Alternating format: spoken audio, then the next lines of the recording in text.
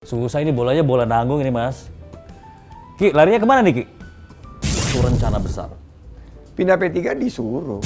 Itu juga bisa dilihat di LHKPN. Justru saya saat menjabat, saya nyungsep. Iya. Sekarang alhamdulillah udah mulai bisa bernapas. Ya karena kan secara de jure gaji menteri berapa sih gitu ya. Iya. Bisa dilihat lah ya. Punya pandangan bahwa jika kita sudah masuk di pemerintahan, kita harus berhenti menjadi pengusaha. Karena kalau pebisnis masuk ke dalam politik, Conflict mereka of interest. tetap menjaga bisnisnya itu dikuasai oleh dan digerakkan oleh dia sendiri, maka akan ada benturan kepentingan. Yeah. Dan akhirnya kita membisniskan politik dan mempolitikan bisnis. Iya. Nah, ini Tapi bukannya yang memang terjadi. kejadian seperti itu ya? Banyak kejadian seperti itu. Tapi kan bisa aja seperti menteri-menteri sekarang beberapa yang sudah menyampaikan, oh saya sudah mundur dari kegiatan bisnis saya fokus di pemerintahan. Nah itu yang tepat. Oke, saya pukul mas ya. Sikat. Nih asik juga ngobrolnya, jadi lupa mukul kita. Bola 4 ya. Bolanya ungu nih. Wush. Kayak ubi. Wush, wush. Wah, ini pukulan ada namanya nih mas. Apa tuh? Pukulan random. Random. Iya. Random walk. Tapi mas Andi kan juga pindah partai ya. Iya. Ini seru nih karena ya ini kan bolanya juga unpredictable, termasuk mungkin pergerakan Ini politik. yang jelas warnanya bola yang mau saya pukul ini nggak sesuai sama warna partai. Oh iya, berarti nunggu pas yang warnanya sama nih. Nomor berapa tuh? Nomor 6 ya? Ini 6. nomor 4. Ya nomor 4, masih ada 2 bola lagi berarti. Miss. Ini bagus nih settingannya. Bagus tapi nggak bakal masuk juga mas. Masuk, tadi nggak bakal masuk tapi ini merendahkan diri untuk meningkatkan mutu ini. Jadi Mas Andi pindah ke P3 itu memang panggilan hati atau ada something atau ada satu rencana besar? Pindah P3 disuruh sama? diinstruksikan oleh pimpinan. Jadi ya kalau di dalam politik itu kan saya ada patron. Saya masuk ke politik itu diajak Pak Prabowo, Ya. besar di Gerindra sampai ke posisi terakhir di Wakil Ketua Dewan Pembina. Ya. Saya pernah diminta oleh beliau juga diinstruksikan untuk meninggalkan kursi Wakil Gubernur untuk mendampingi beliau di Pilpres 2019. Nah setelah nah ini inovasi nih. Oke. 2019 itu kan kita akhirnya memutuskan untuk bergabung. Ya. Untuk menciptakan pemerintahan yang bersatu atau unity government. Oke. Bahwa commander in chief-nya ya Pak Jokowi. Hmm. Jadi ya kita mengikuti arah dari beliau. Politik itu atau partai itu merupakan wahana kan. Ya. Wahana daripada kita bisa sama-sama membangun negeri. Jadi kalau memang arahannya ke situ ya alhamdulillah saya siap laksanakan. Tapi katanya sebenarnya negara ini yang ngatur partai politik, Pak.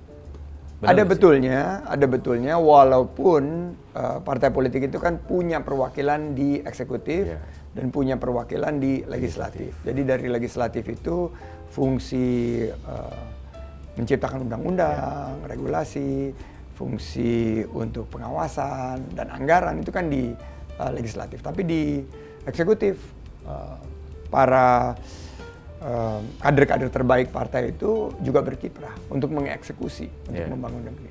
Oke. Apa yang beda, Mas, antara di Gerindra sama di P3? Di P3 itu saya singkat sekali ya, nggak nyampe setahun berkiprah karena setelah bergabung Juni ditunjuk menjadi Ketua Bapilu. Itu kegiatannya sangat padat, apalagi tugas kita meningkatkan jumlah pemilih di saat kompetisinya begitu berat. Kalau di Gerindra waktu itu karena Pak Prabowo sebagai tokoh itu kita bisa memposisikan gerak-gerak politik kita berdasarkan kiprah dari Pak Prabowo. Nah, di P3 ini yang penuh tantangan karena tokohnya pada waktu itu belum kita miliki. Dan pada saat itu juga waktu untuk membangun konstituen Mepet ya? sangat mepet. Oke. Tapi saya nggak pernah menyesali. Menurut saya ini adalah pengalaman yang mungkin tidak akan terlupakan. Yeah. Dan bagi saya itu jadi kesempatan karena saya pernah kerja sama kontestan nomor 1 Pak Anies di Pilgub, sama kontestan nomor 2 Pak Prabowo di Pilpres 2019, dan pada saat itu P3 kan mendukung Pak Ganjar dan Pak Mahfud. Jadi tiga-tiganya itu saya pernah punya pengalaman kerja. Ini buat saya memperkaya pengalaman saya di sektor politik dan pemerintahan. Nggak lolos PT ya 2024? Ngerasa gagal nggak, Mas? Ya pastilah. Kalau tapi menurut saya ya itu bagian daripada pembelajaran politik. Ya.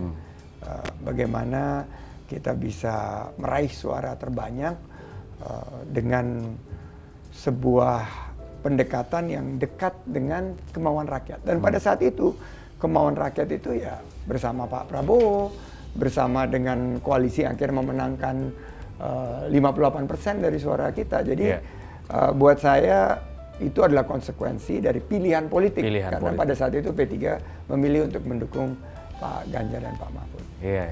Nah, ini ngomong soal pengalaman tadi, sama Mas Anies pernah, sama Pak Prabowo juga pernah berpasangan ya. Katanya Mas Andi habis duit banyak, sampai 1 T, itu bener gak? Jawabnya nanti saya pukul dulu ya Mas ya. biar sambil masukin dulu dong. Susah ini bolanya bola nanggung ini Mas. Ki, larinya kemana nih Ki? Larinya ke kanan. Kanan ya.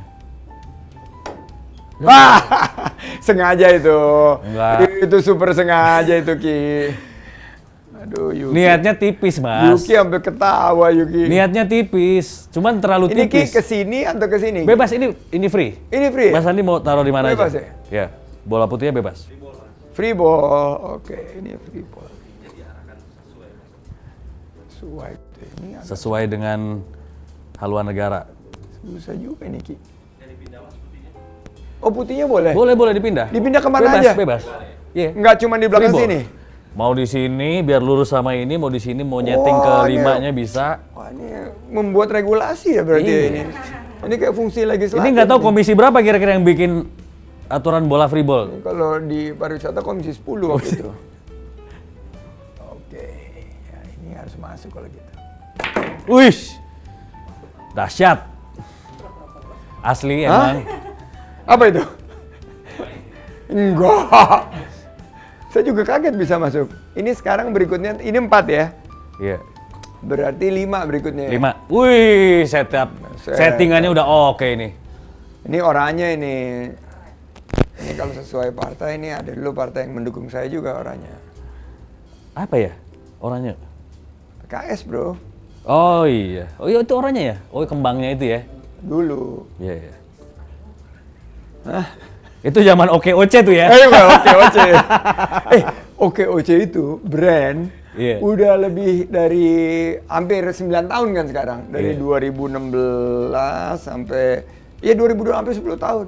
Sampai sekarang itu masih jalan. Dan sampai sekarang orang kalau ketemu OKOC. Iya. Itu ngena banget emang. Itu ngena banget tuh. Itu kebetulan. Itu brandingnya dapat banget tuh Mas. Super.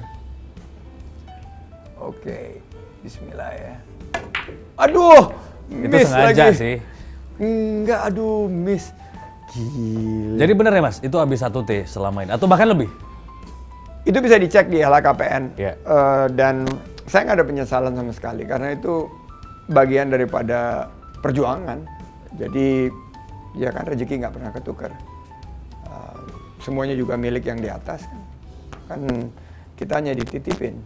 Dan pada saat itu saya diminta untuk berjuang di Pilgub, berjuang di Pilpres 2019, di 2024, berjuang juga di 2014 saat saya jadi jubir waktu itu. Jadi ya itu bagian dari perjuangan, nggak ada yang perlu disesali. Dari sekian banyak yang dikeluarin buat kampanye segala macam, sempat menjabat juga. BEP nggak Mas? Itu juga bisa dilihat di LHKPN. Justru saya saat menjabat saya nyungsep.